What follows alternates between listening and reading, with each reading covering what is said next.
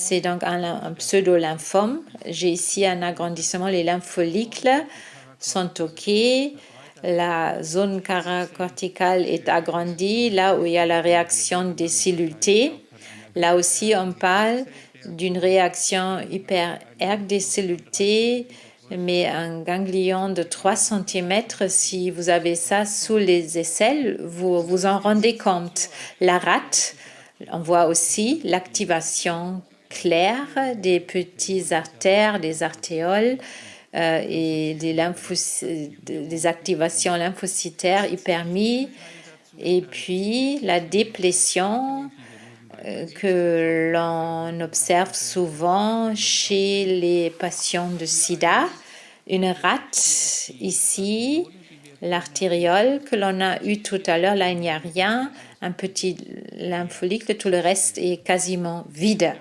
Et maintenant, ce cas de Sjögren, donc l'œsophage, la première fois, les deux ne l'avons pas vu. Je ne fais de reproches à personne.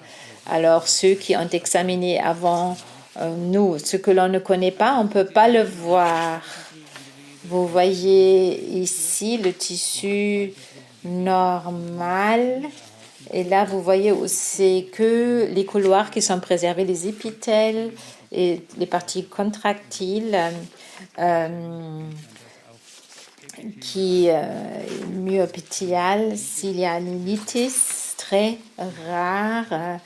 Là, c'est un agrandissement plus important. Vous êtes d'accord avec mon analyse? Vous parlez du syndrome de Sjögren. C'est une maladie auto-immunitaire. Pour que l'on sache, on a affaire à un système immunitaire qui ne connaît plus de limites, qui s'auto-attaque. Les inflammations dans les vaisseaux, autour des vaisseaux, ça se passe dans chaque organe, comme monsieur le professeur le dit, dans les ovaires, dans l'utérus et dans les reins. Et notamment, ça entraîne des réactions auto-immunitaires et des maladies auto-immunitaires, comme on l'a vu par rapport à ce syndrome, là, comme on l'a vu par rapport à la glande salivaire. Bon, on ne sait pas si ça s'auto-limite, il faut l'espérer. On peut dire il y a un patient qui a déjà eu l'Hashimoto, l'autre a déjà eu son Sjögren, mais dans un groupe de 10 cas, c'est extrême. C'est des maladies, normalement, c'est 1 sur 100 000.